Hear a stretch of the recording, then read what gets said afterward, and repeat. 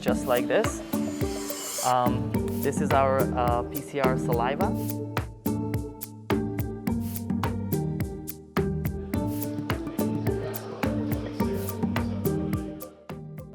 Our core demographic right now is people that need to come back to work, music festivals or any sorts of gatherings that are hopefully coming soon again.